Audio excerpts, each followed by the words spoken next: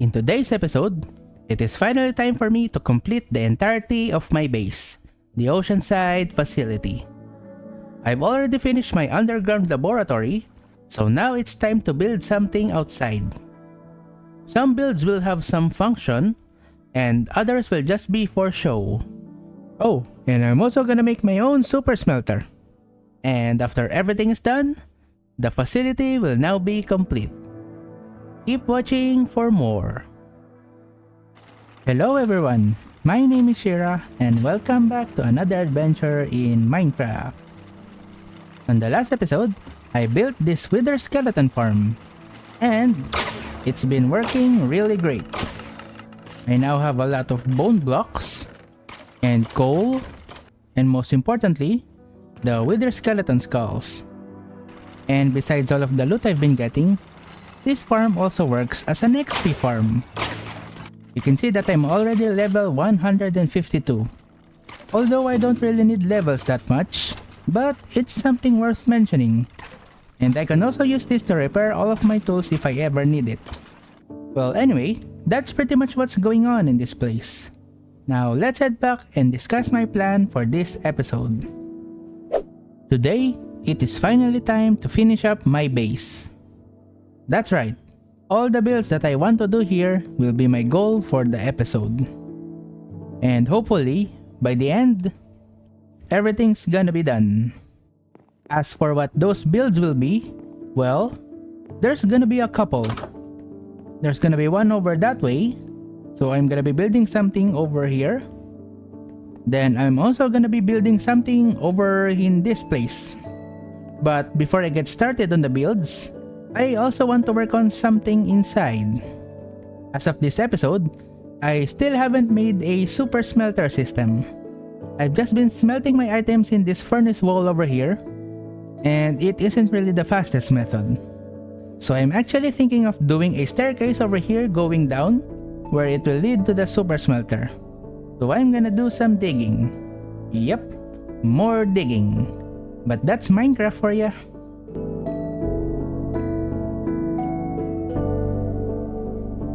And it's done. This is basically just a stairway going down that leads into this room over here, which will just be the entryway going to the super smelter, which will be right over in this room over here. Oh, and I also rebuilt this over here. Anyway, it's time to start with the smelter system. So with the design I'm making here, there's gonna be a total of 27 furnaces, and they're gonna be placed like this. Then on top of them, I'm gonna be placing the hoppers, and with the hoppers in place, I can place any items inside here. Then it will go inside the furnace and be ready for smelting. But of course, any item that can't be smelted won't be smelted, but they will be put inside here. If I place a hopper pointing to the back of the furnace, and I put an item here, instead of going to the top part, it will go directly here, which is the place for the fuel. But since this hopper isn't a fuel source, it didn't go into the furnace. But if a fuel like a coal is put in the hopper, it will go into the furnace like this. Then on top of the hoppers, I'm going to put some rails, which will be used so that I can place the items into the furnaces for smelting. And here's the basic setup for the super smelter. So now I can just put this chest minecart over here, then place all of the items I want to smelt inside, then turn on the system. It will then go around the entire furnace line and distribute all of the items equally to all of the furnaces. The furnaces don't have any fuel, so nothing is being smelted. But you get the idea. And you can see that the stone that I put inside the chest are now distributed in the furnaces. Then I just need to place a hopper line below the furnaces so that the smelted items will be collected and connect them into a chest somewhere so that I can store the smelted items in one place. So that is basically how the super smelter works. I can also make another rail line at the back of the furnaces for their fuel, so I can easily distribute it to all of them, but I have a different idea for their fuel. And also, I don't want to have the chest minecart all the way over there. I'm gonna be moving it somewhere here in the middle for easier access. And I'm gonna do a bit of redstone as well. So to give you an idea, I want the chest minecart in the center here. Then if I start the system, the minecart will go around here, then go up into the furnace array, then it will rotate into the system, going over here, and it will continue going around and around the system until it depletes every item inside. And once the minecart chest is empty, I will have it automatically return to the center for the next batch of smelting. So yeah, I'm just adding a bit of tweaking to the basic design of a super smelter. Then after I'm finished with everything, I'm also going to decorate the entire place. And after that, the entire super smelter project will be complete. So, time to get working.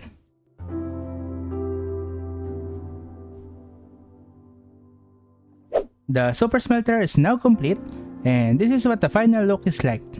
I used blast furnaces for the ceiling, then deep slate tiles for the floor, and also a bunch of andesite, or more specifically polished andesite surrounding the place. Now here in the center, you can see that there's a minecart chest down here. I've put a glass pane over here so that I won't fall, but I can still interact with the minecart. Then the chest over here is where the output will go to.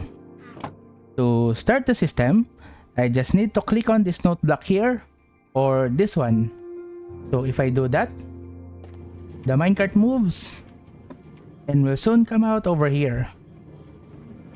Then it will go around all of the furnaces in here.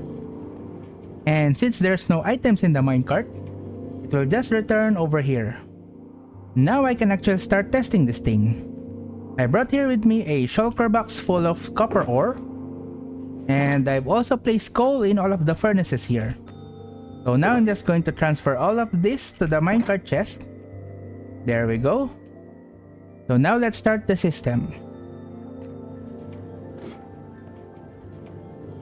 And there, the furnaces are slowly lighting up one by one now, and the minecart will continue going around until all of the items are gone.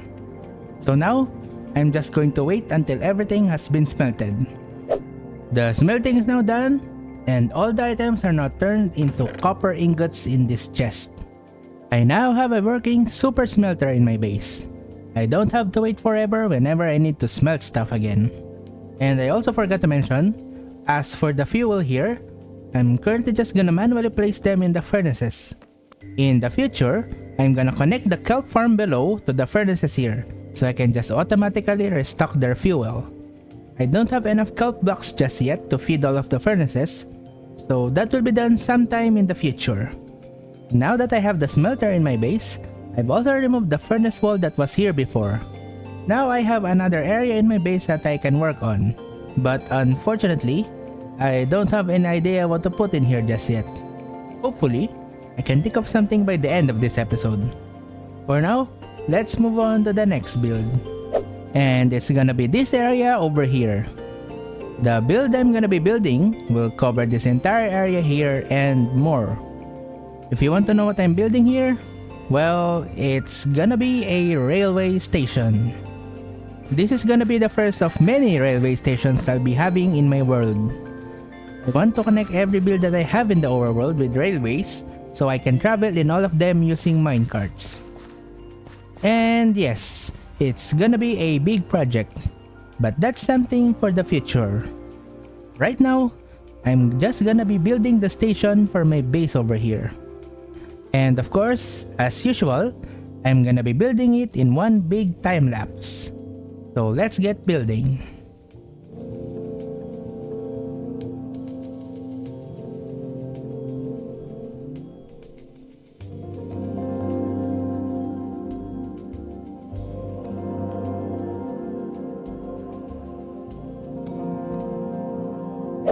And here's the railway station. This is the entrance to the building. The structure is mostly made out of white concrete with some other blocks for details.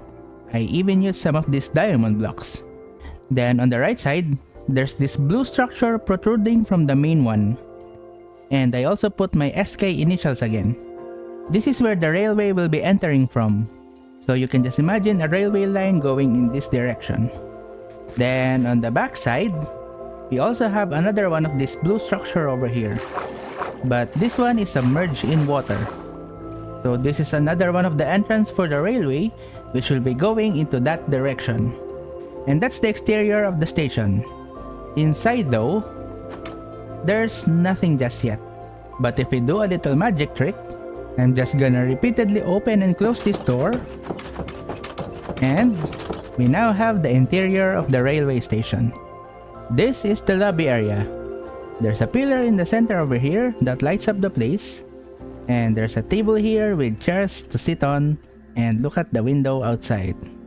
Then over on this side is where the drop-off area for the minecarts will be. Then inside this barrel over here are some minecarts. So to use the station is pretty simple. I just need to get a minecart from the barrel, place it over here, then get on the minecart, then pressing this button will start the minecart. And off I go! And now I'm underwater. This is my life now. Then on the other side of the track here is where the minecart will go if it's coming from a different station. So to demonstrate, I will just place the minecart here, then move it towards the cactus. There. As you can see, the cactus broke the minecart and then collected by the hopper below, which is then placed back into this barrel. And that's that over here. Then over here there's a stairway going down with another window over here. And below here is another one of those stations. And this is the one that's actually underwater. Whoops. So that's the entirety of the railway station for my base. I am pretty happy how this turned out. I'm gonna mostly stick to this theme over here, so you'll see builds more like this in other places too. Oh, and also, there's two patches of land over here that doesn't really fit with the vibes. So I'm gonna do some terraforming on this later. Anyway, this build is now done, so let's move on to the next one. Actually, before I continue on with building, I noticed that my sand is almost out. And I'm gonna need more to build stuff with all of the concrete I'm using. So I'm gonna take a little detour and go mine some sand. And also, if you're enjoying the video, please click the like button and subscribe for more of my videos. Thank you for the support. Now, let's continue on with the sand mining.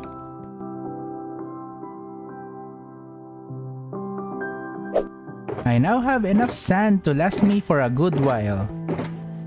And I also collected some sandstone as well. So time to head back. The next build will be something I haven't done yet. This is something new for version 1.21, which will involve making use of these wind charges. These wind charges are pretty cool. I can use this as projectiles to fight off mobs. It's also possible to activate redstone switches from a distance with these wind charges, like that button over there. But what's even cooler is that I can launch myself in the air using this. And I can even do the sick parkour skills. The sick parkour skill.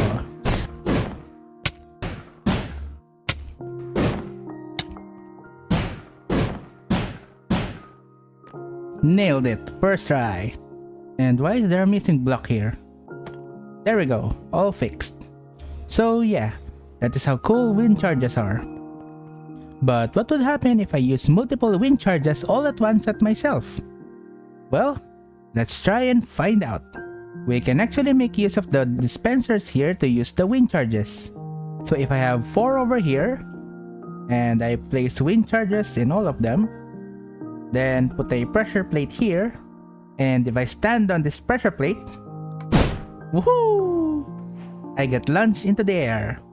Oh, and I also got an advancement.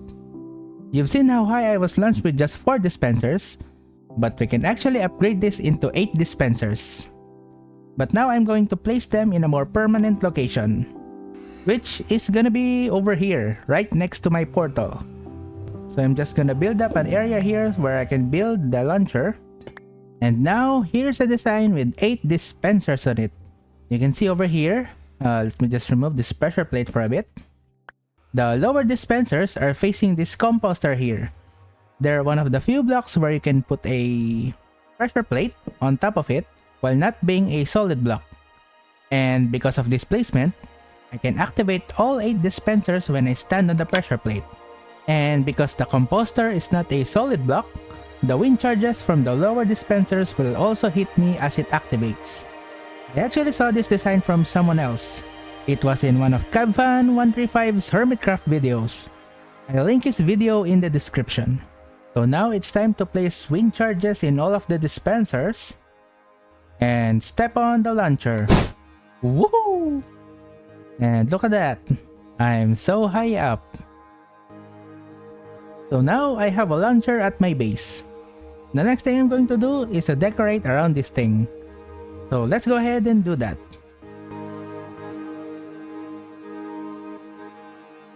And the launcher is complete. It's a pretty plain build and it's not really big, but it works enough for my taste. Over here, there are chests below where I can refill the wind charges to fill up the dispensers. Or I can just use these trapdoors over here where there's a hopper connected to each chest down there. So I just need to go there to use the launcher and we'll fly to the air. And with the launcher complete, another addition to my base has been completed. And now only a few more builds to go. And back inside here, I finally know what I'm gonna be doing here. And with a quick turnaround, I now have this, a concrete maker machine. So the way this works is that I just need to place some concrete pounder in this chest over here, then also take some and put it in my offhand. Then I just need to go over here, and if I place the concrete powder over here where the observer is looking at, the dropper will give me some more concrete powder. So every time I break and place a concrete powder, the dropper will keep giving me more powder so that I can keep doing this and get the hardened concrete. The reason why the concrete powder is getting hardened is because of this one. This is a leaf that is waterlogged, and if you place a concrete powder beside it, it will turn into hardened concrete just like when it is placed near a water source. And with this machine, I can now make harvesting concrete easier for myself. I've been using a lot of concrete for my builds, and whenever I need to harden them, I always had to find a nearby water source or just place water in the ground to make a temporary concrete maker. But now I have this thing, so I won't have to worry about that anymore. And with this thing finished, it's time to do the last build I'm gonna be doing in my base. And it's going to be the one that's over here. And the thing I'm gonna be building here will be a lighthouse. It's gonna be a pretty tall build as well. Probably gonna be the tallest here in my base. But before I get started on the actual lighthouse, I'm gonna extend this pathway here first since I'm building it a bit farther away. Then I'm gonna fill up the foundation for the build. So let me just go ahead and do that first. So here's the extended pathway and the foundation of the build. The actual lighthouse won't be this big though. There's gonna be a bit more structure at the base. So my plan here, this will be the entryway to the lighthouse, and there's going to be a stairway that goes like this. So something like that, maybe a bit lower, which I can use to go up. Then over here, there's gonna be a platform, and at the center here is where I'm gonna be building the lighthouse. Then the lighthouse will be probably about this size, which will then go up pretty high. So the only thing left is to build the lighthouse itself. So there's no reason for me to delay this any further. It's time to do the final building time-lapse for this episode. So let's get building.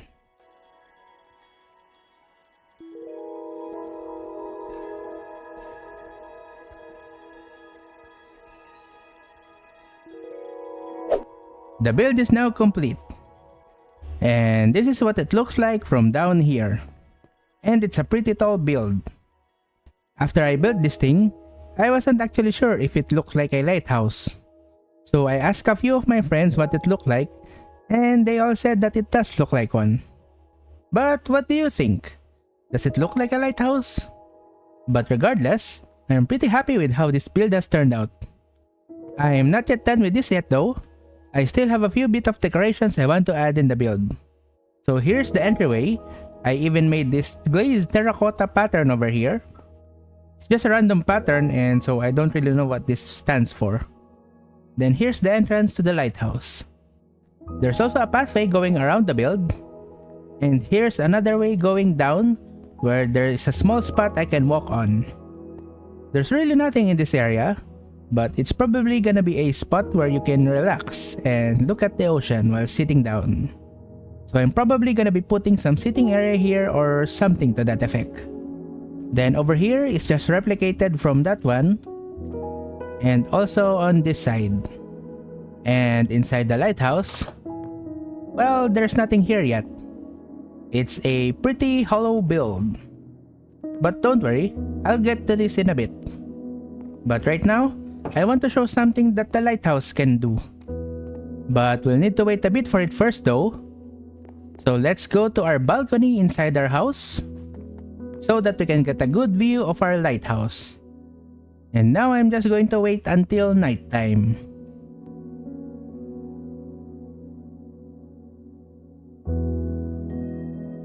And behold, the lighthouse has been lit. So yeah, I made a rotating light from redstone lamps that only turns on during the night. So now, I have a working lighthouse in my base. Well, it doesn't really serve any function in terms of gameplay, but it's pretty cool, right? So anyway, let's sleep out the night and fly back down to our lighthouse, where I've also now finished detailing the entire build. Well, from this angle, you can't really see much. But over here, I added some pots for decoration. Then I added some benches over here and below. And I even added some planters here. And this is the same to all of the others over here. And here's the interior of the lighthouse. So here in the entrance, there's a resting area with bookshelves that you can read books from. There's also a stairway going down, which leads to the basement. There's some barrels below the staircase. There are rooms on the side. Over here is just a storage area with a bunch of chests and note blocks. Then on the other side are some barrels where you can get some drinks. Or that's what it looks like at least. Then this room leads to the bathroom.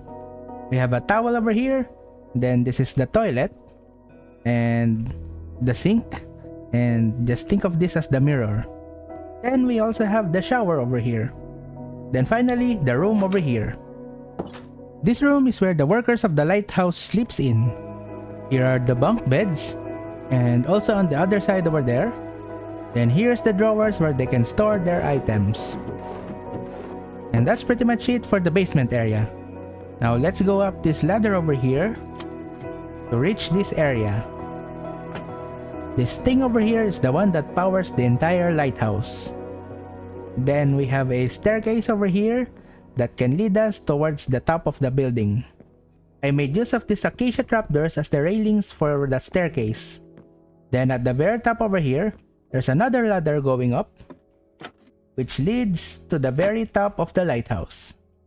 And now we can take a gander of our surrounding area at the highest point of our base. So with that, my lighthouse is finally complete. And with this building all done, all of the builds that I want to build for my base is finally completed. But of course, as usual, there's still more work to be done. Yeah, I know, I pretty much say that all the time. But I still need to terraform this area over here and the one on the other side. And also underwater here, since currently, it's just a bunch of cobblestone and stone over here. There's also a bunch of other things I want to tidy up around the base. So that's one of the few things I'm also going to be doing. But don't worry, this is definitely the last part of the episode. I promise.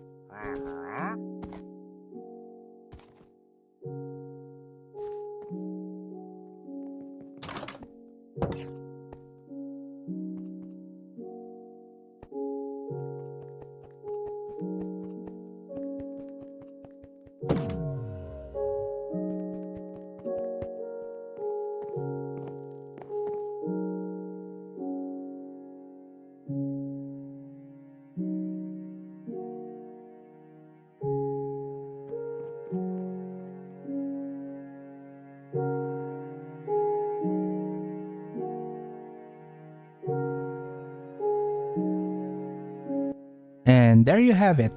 The Oceanside facility is now 100% complete.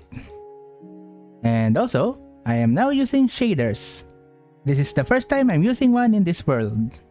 In fact, this is actually the very first time I've actually used shaders in Minecraft. I wanted to use the shaders just to see how this area looks like with one. And it just looks amazing. I'm probably gonna be using this from time to time whenever I want to showcase some of my builds. But now, let's get back to regular old Minecraft. And if you've noticed from the clips I've shown, I've got a little bit carried away. So over on this 2 area, I terraformed it just like I said. I even added some custom trees here. Then above me, you can see that I already made some of the railway, but only up until here. And we can also see the one that's underwater on that side. I've also extended it. Then next, this one that I'm standing on. I've built a road going all the way to the facility. The endpoint of the road is only up until here. Then all the way along the road, I've also built this thing over here, just to light up the place a little bit. But anyway, we can walk at this road over here until we reach the entrance to the facility. I've also made this path so that it can connect to the road. Then I also made another custom tree over here.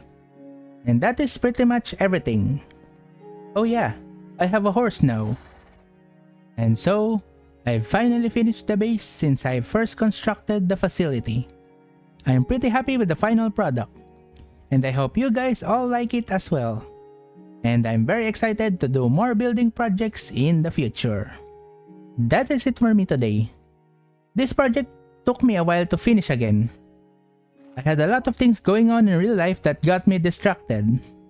But anyway, if you enjoyed the episode and want to see more, click the like and subscribe button. I appreciate the support. We'll continue on our next adventure next time. I'll see you when I see you.